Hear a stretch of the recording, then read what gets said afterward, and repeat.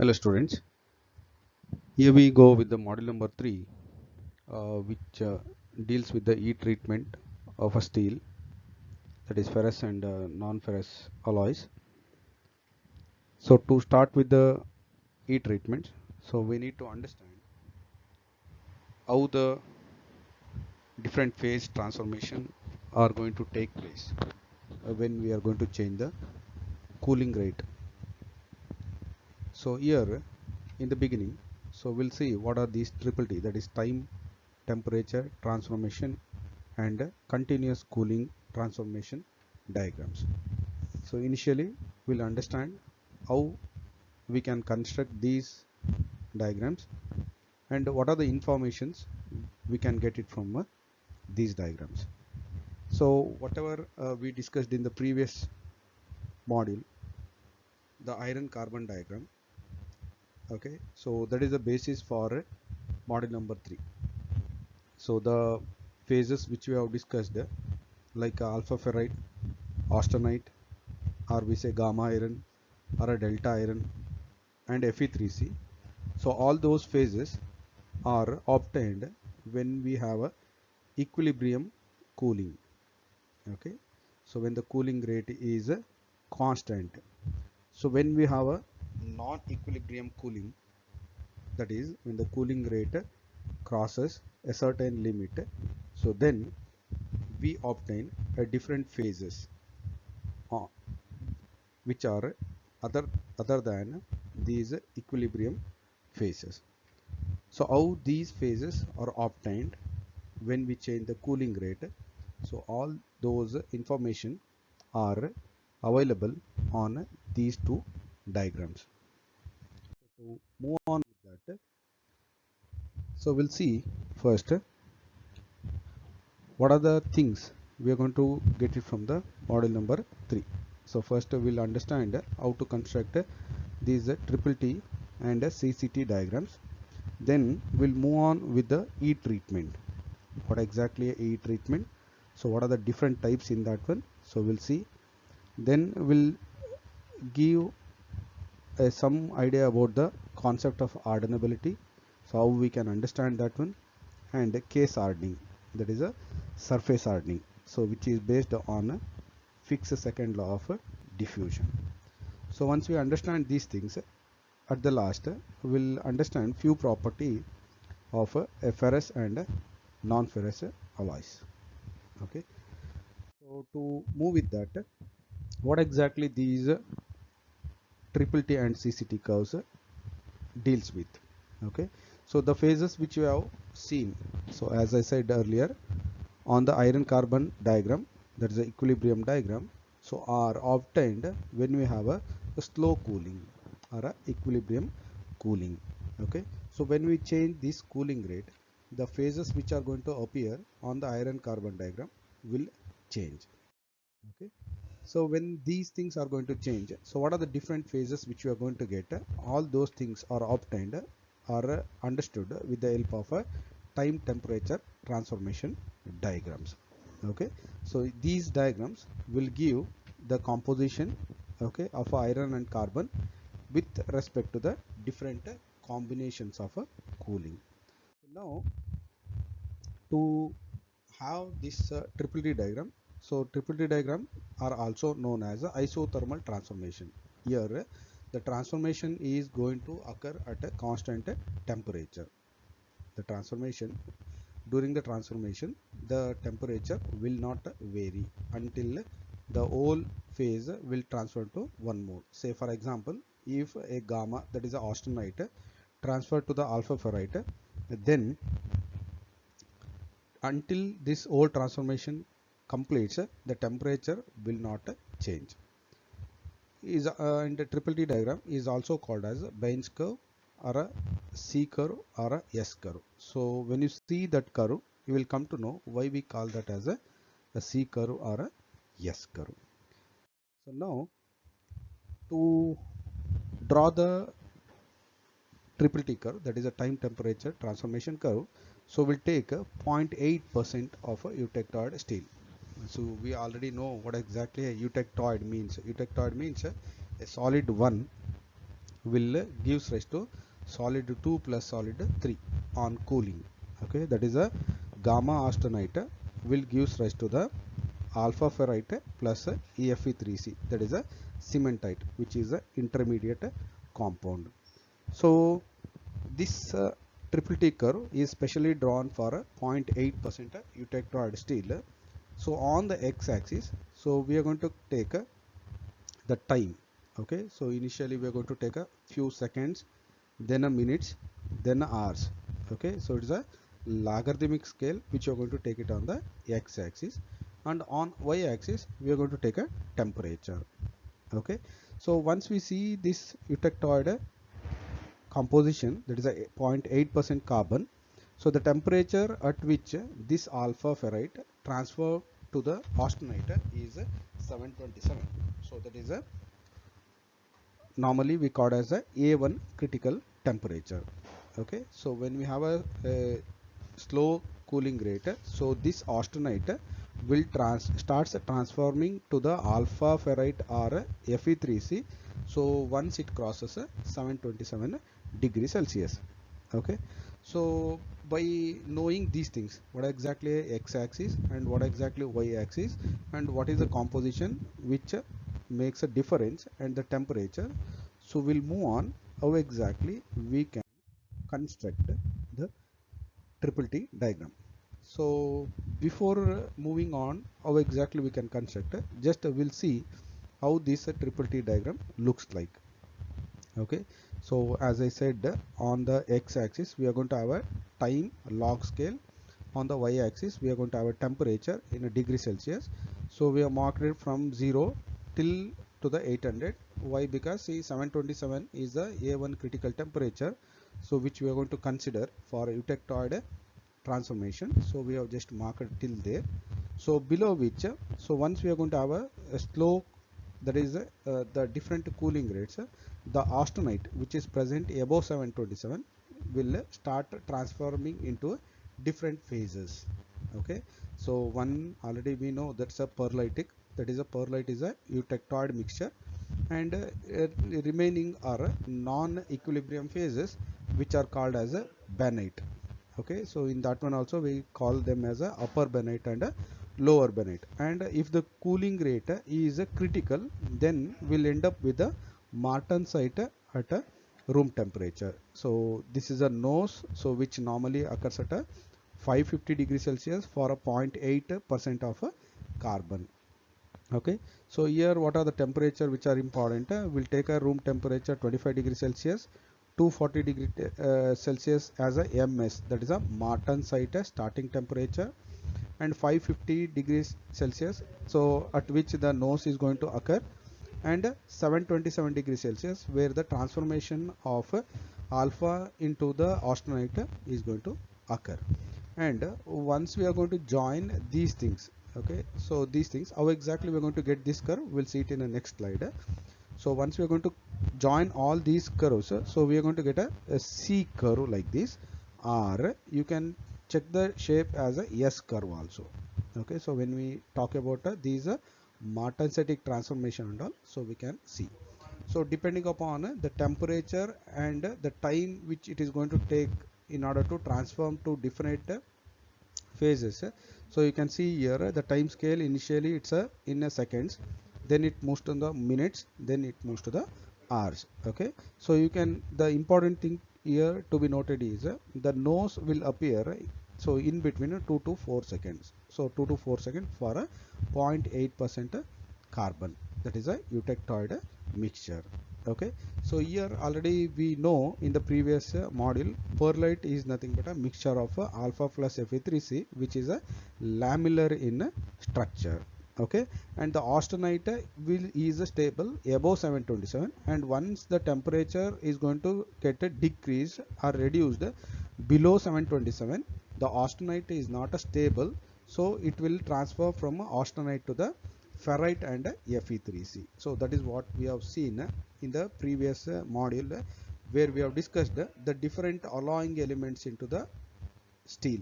Okay, so that is a ferrite stabilizer and a austenite stabilizer. So once we know these things, okay, so these are different non-equilibrium phases. Okay, so we'll move on how we can construct this triple T diagram. So now to construct the triple T diagram, that is a time temperature transformation curve. So what we'll do here is, so we'll take a beaker. Okay, so in which so we are going to have a different cooling mediums. Okay, so you can say like a furnace at a austenizing temperature, so above 727, a salt bath below 727, and a water. Okay, so which we are going to have it at a room temperature. So normally what we'll do, we'll take a number of samples, okay, so which are heated above 727 degrees Celsius and are cooled in a different medium. So we'll keep it in a furnace and we'll switch it off. Okay, and we'll drop it in a salt bath. Okay, that is a one where it is maintained below 727, and a water quencher which is as a room temperature. Means once you are going to look into these specimens which are dropped in a different medium, that is a cooling medium. The one which we are cooling in a water will readily comes to the room temperature. Okay, so it may not take a more time to come to the room temperature than the salt bath. Okay, the specimens which are in the salt bath will take a more time compared to the specimens which you have kept in the water. And the next one is specimens which you have kept in the furnace, okay, in a off condition, so will take a more time to come to the room temperature. Means the cooling rate in the water is more compared to the salt bath compared to the furnace, so which is at 727.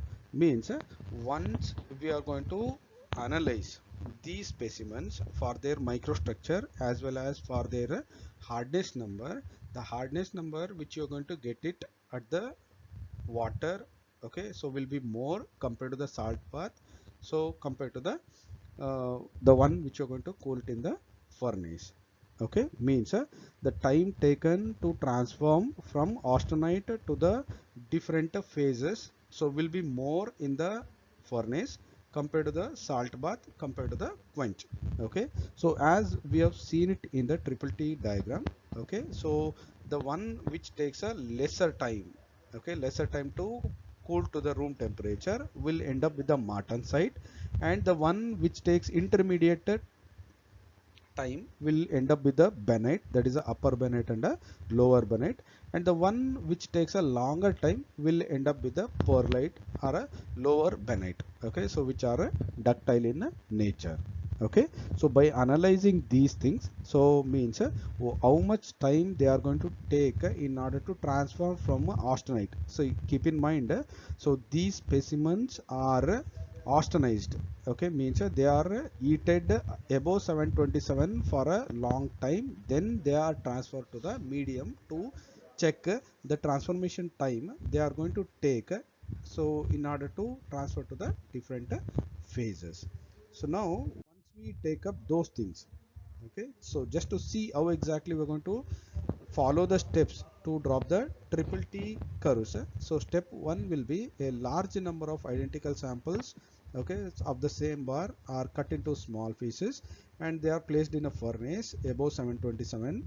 Okay, so then these whatever the specimens which are heated above 727 are transformed to the different cooling medium. Okay, one in a furnace in a off condition, okay, so one in a salt bath and one in a water quench. So after cooling, each specimen are tested for hardness and studied microscopically. Okay, and these steps are repeated until we get a constant results. Okay, that is a repeated results. So once it is confirmed to get a repeated results, okay, with the same specimens, then the same results are used in order to draw the triple T, that is a time temperature transformation curves. So how much time they are going to take in order to transform. So now here we can see it here. So now above the 727, so this is the microstructure. The microstructure is consisting of austenite. Okay, and this line is the start point of what you call transformation. Okay, so only they have showed that one is the zigzag line. Okay, so the temperature will remain constant. So that is what even we have told in the beginning, that transformation is going to take place at a constant temperature. So or else we say those are isothermal lines or isothermal curves. So now if I take in between these things, you can see here the difference between this and this. Okay, so for example here, so we'll end up at this moment as a perlite. So perlite, so is going to get nucleated at the grain boundary of austenite, the grain boundary of austenite. So already we know, like in the austenite the maximum carbon percentage is a 2.1, is a 2.1, but in the alpha ferrite the maximum carbon percentage is a 0.025. Okay, so once this alpha ferrite gets nucleated at the grain boundary, the excess carbon will come out and will form as a Fe3C. Okay, so these alpha and Fe3C will form a layer by layer, that is a lamellar structure, or as we discussed in the previous model, it looks like a finger like a structure. Okay, so this is what exactly in between. If you come here, we can see the gamma plus alpha plus Fe3C, or in other words we can say gamma plus perlite, gamma plus perlite. And you can see at the end of the transformation, the whole austenite is now transformed into the perlite, that is the mixture of alpha ferrite and Fe3C. Okay, so this is what exactly we can see when we give a lot of time to transform from austenite into the perlite. Okay, so you can see in the time scale, so this is more than a minute. Okay, more than a minute you can say it in that one. So it takes a more time in order to transform into the perlite. Now so we'll see like how this cooling rate is going to affect the microstructure. So we'll take one by one. Say one as a slow cooling, one as a medium cooling, and one as a fast cooling. So now here we are going to take a temperature, and here we are going to take a time. Okay, so now you just imagine the specimen is heated to the austenitic condition. Okay, so it is stabilized, and so whole specimen is austenized. So now when we are going to have a slow cooling, okay, it takes a longer time. So you can say here, say initially it was only the austenite. Now you can see at the grain boundary the ferrite started nucleating, the ferrite started nucleating. So as the time elapses, you can say that the ferrite will start growing. Okay, so ferrite start nucleating at the grain boundary, and as time elapses these ferrite will grow further, will grow further. And when it comes to the lower and lower temperature, you can see the finger like structure which is getting nucleated, means the more and more carbon will come out of the alpha ferrite, and it starts combining with the remaining alpha ferrite and start forming the Fe3C. Okay, start forming in the Fe3C. And once it comes to the room temperature, okay, as the temperature comes down, you can see the alpha ferrite will remain like that. Okay, and the remaining austenite starts converting to the perlite. So this is what normally we have observed in the eutectoid mixture. Okay, so initially it will be in a gamma. So once it starts cooling to the room temperature, so there will be alpha ferrite which is going to get nucleated at the grain boundary. Then the remaining austenite will be converted or will be transformed to the perlite at a room temperature. Okay, so you can see the time taken to transform this whatever the uh, austenite into the perlite, it's a few seconds, so which is going to occur at this moment. Okay, so now if I say the if you are going to increase the cooling rate a little bit more compared to this one, so you can see here the whole thing now it's a gamma austenite. Okay, so gamma austenite. So once you're going to cool it here, so we are not given enough time to transform this austenite into the ferrite, austenite into the ferrite. So directly we will jump into the barytic structure, then we'll end up with the martensitic structure, you can say. Okay, so a small needle like structure, so we are going to end up with the martensitic structure. Means so if you are going to cool, okay, if you are going to cool the austenite with a faster rate, so we are not going to end up with a ferrite and a pearlite, so we are going to end up with a banetic structure which is little bit ductile in nature, and a mixture of that one with the martensite. Martensite is a little bit hard and brittle in nature, so which is going to occur when we are going to have a faster cooling rate. So this is what we are going to get it with the medium cooling. So we have seen the structure which you are going to get it when you are going to have a slow cooling. Slow cooling, we are going to get a ferrite and a pearlite, and a medium cooling we are going to get a benitic structure, so which is fairly ductile, plus a martensitic structure which is hard and brittle. And if you compare the same thing, okay, so with you can see it here, the cooling rate will change in the temperature with respect to that one will be little bit faster compared to the slow cooling. And you take the same thing with a faster rate. Okay, so if you increase the rate more than the critical cooling rate, you can see it here initially, so it is in the austenite condition, so there is no nucleation at the grain boundary. There is no nucleation because we are not given a time to get nucleated and to grow further. So all the austenitic condition or the phase will transform into the martensitic. You can say like here there is a needle like structure, there is a acicular, we say the martensitic structure will be acicular in nature, or the it will be in a needle like structure. Okay, so you can see here, say there is no interaction or intersection between the ferrite, pearlite, or maybe benetic, so directly it will transform into the martensitic. You can see the time elapsed here also, it is in a few seconds, okay, not in a minutes also. So whole thing will transform to the acicular shape of a martensite. Okay, so which will be in a tetrahedral condition. Okay, so the characteristic of a martensite will be hard and brittle in nature. So now, so by looking into these things, so easily one can find so the effect of a cooling rate on the different phases which you are going to get.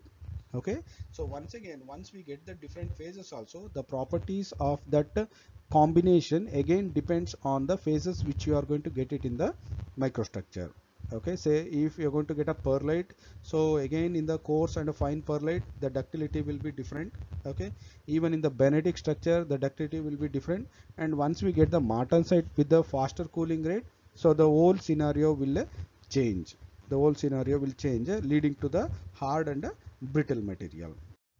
Okay, so now, so just to have a one in a slide, so you can say like so this is what exactly austenite looks like. So the pearlite, so the benite and cementite, okay, and the ferrite which is in white in structure, and martensite.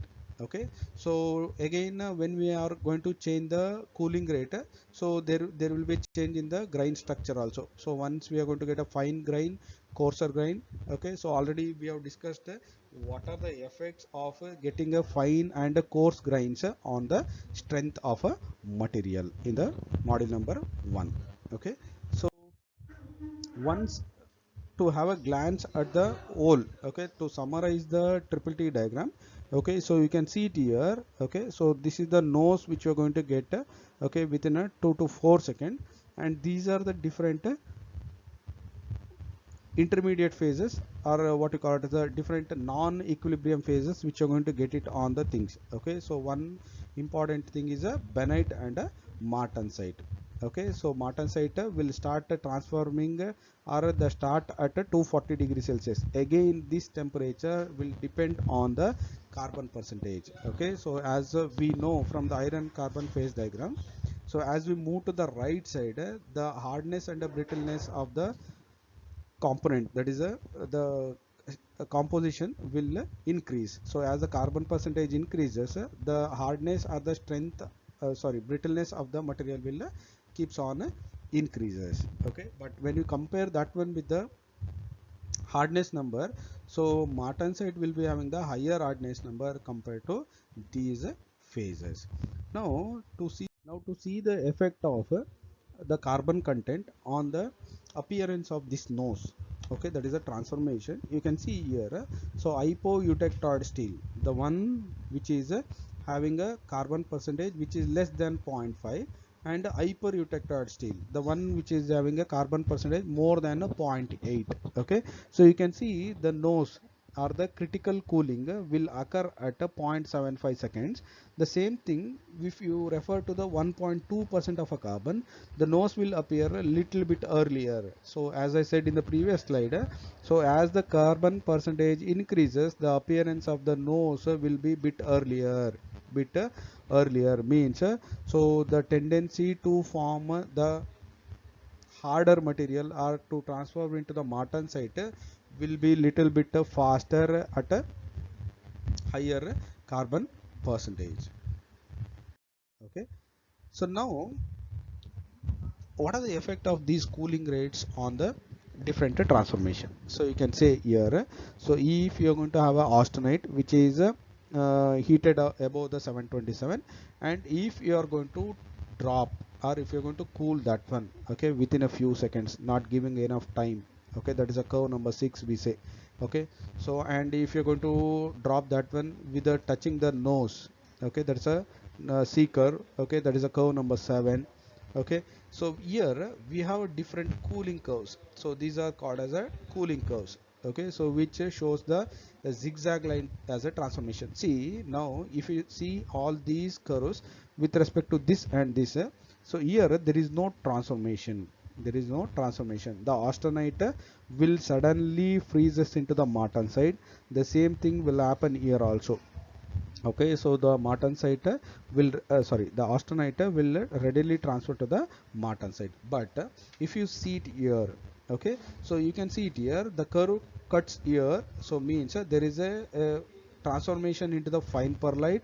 Okay, so this transformation will complete, then there is a formation of a martensite, means you are going to get a mixture of two phases, mixture of two phases. And if you take the same curve here, curve number 3, so you are going to end up with a fine perlite. Okay, so you can see the time which is required for a transformation, and if you are going to give a more time, you can see in hours and all, so you are going to end up with a coarser perlite where you are going to get the grain size which is a little bit larger. Okay, so we can say like if the grind size is a finer one, so we can end up with a good strength. So if you want to have a creep resistance material, then we can go with the coarser perlite. Okay, means so one can easily predict. Okay, so if they are going to have a any one type of a cooling rate, so what are the phases which they are going to get, means but with the help of this triple T, that is a time temperature transformation curve and continuous cooling transformation curve, so one can easily find out, one can easily find out so what are the phases they are going to end up with the different cooling mediums also. Okay, so the same thing is represented here with a clear picture of ms and mf, that is a martensitic transformation, that is a start point of martensite and a end point of a transformation. Okay, so these zigzag line will show the transformation, that is the transformation is started and ended there. Okay, so by looking at the different phases which are present on the non-equilibrium curve, so one can easily find so what are the different phases they are going to get it on the with the different cooling mediums. Okay, so now so this curve is an important so where so one can find with the microstructure also, and one can find with the hardness also. Okay, so you can see it here, the curve number 6. Okay, so as we move on 1 2 3 4 till to the 6 and 7. Okay, so as the curve comes near or below the curve, okay, below the C curve, okay, so the hardness of that one is increasing. So as we said in the beginning also, okay, so the martensite will be having the larger HRC, that is a Rockwell hardness number, and it goes on like get reduces as we move on into the benetic and perlitic structure. So moving on with these things, so one can easily predict like so whenever we are going to have okay martensitic structure, so it is a hard and brittle, and when we have a benetic structure, So with the fine we get a strength higher, and with the coarser one, so we get a ductility higher. Okay, so there will be a change in the things. So one can easily drop the what you call the hardness number, okay, with respect to the different cooling curves with the help of a distance from the quench end. Okay, so now here we are going to see like starting from the curve 1 to the curve number 7. So what are the things which are going to appear here so in order to have the different intermediate or the non-equilibrium phases. Okay, so for all these curves, so we are going to heat the specimen so above 727 degrees Celsius, and we are going to cool this one to the room temperature with the different cooling rates. Okay, so in the first one, so we are going to get a HRC 15. Okay, so which we are going to end up with the coarser perlite. Okay, in the curve number 2, so the hardness number is a little bit more, and so typically we are going to get a fine perlite structure. Okay, so in the curve number 3, again we are going to end up with the medium perlite, so which will be leading to the HRC 40. Okay, so the Rockwell number using a cone indenter will give a 40. So curve number 4, so will give a upper Bennett, which will be having little bit harder compared to the medium perlite. Okay, so curve number 5, so where this is an intermediate cooling curve, so where transforming into the perlite at R, and it will end up with the Bennetic structure. So we are going to get a mixture of perlite as well as a martensite in the curve number 5. So in the curve number 6 and 7, so these two are very important. As we see here, curve number 6 will end up with a martensite, so which will be having a HRC 65, and a curve number 7 we call as a critical cooling rate. Okay, so critical cooling rates. So if the cooling rate is lesser than this critical cooling rate, so we'll end up directly with the martensite. So if the cooling rate is greater than this one, okay, curve number 7, so we then will end up with the intermediate phases like a Bennett and a perlite. Okay, so again in that one, which we are going to have it as the like a coarser perlite or a coarser Bennett, and a fine perlite and a fine Bennett. Okay, so one can easily find, okay, so by imposing these continuous cooling curves on the triple T diagram, so how this triple T curve will be affected with the carbon percentage, so as well as the cooling rate.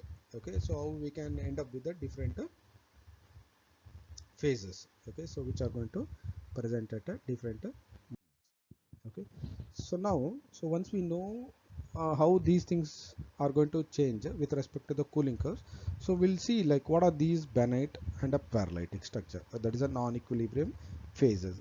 Okay, so Bennett austenite transform into the perlite upon slow cooling. Okay, so then we can see it here, so it will be having the same combination, that is a alpha ferrite and Fe3C, so but not in a lamellar form. Okay, so the transformation is going to occur in between 550 degrees Celsius to the 240.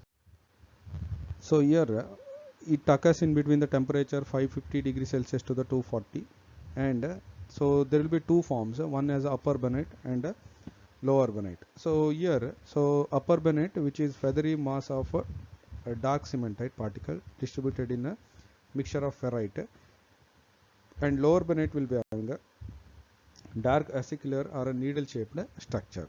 Okay, so Bennett is much harder compared to the perlite. That is what we have seen when compared to the hardness of different phases. Okay, so martensite normally it occurs in between 240 to 25 degrees Celsius. That is what we have indicated with the MS and the MF temperature. Okay, so here it is a metastable, so which will not remain stable for a long time even at a room temperature, so it will again dissociate into the free carbon. Okay, so it will be having a body centered tetragonal, that is a BCT structure, and it is a very hard in nature. Okay, so its microstructure will be, as I said, it is a acicular needle like pattern. Okay, it's a non-equilibrium product. Okay, so it is not stable. Okay, it will dissociate into alpha ferrite and cementite. Okay, so even the free carbon will get decomposed with the martensite also. So its hardness increases with increase in the carbon content. So as we have told, so as we move to the right side on the iron carbon diagram or even the triple T diagram, okay, so the hardness of this one will be around 65 HRC, that is a Rockwell hardness number. Okay, so the last already we know what exactly austenite, so which is consisting at a 0.8% of a carbon, so above 727. Okay, which is not stable at room temperature. So in order to have a stabilized austenite, so we are going to have a different austenitic stabilizing alloying elements. Okay, so there will be retained austenite as a good toughness but less harder compared to the martensite. So once it is if it is going to present at a room temperature also, okay, so it will be having a good toughness but less harder and compared to the martensite and cementite. So once we see all these phases, so martensite is the one which is a harder in nature, okay, compared to the remaining phases. Okay, so we can have or predict the type of phase which you're going to get it depending upon the cooling rate. Okay, so and the combination of alloying elements which you're going to have it in the steel. Okay, so that is how exactly we can see the construction of a triple T diagram and a CCT diagram. So what are the cooling curves which are going to have a different transformation combinations, and what are those non-equilibrium phases which we can get it on a iron carbon diagram. Okay, so thank you.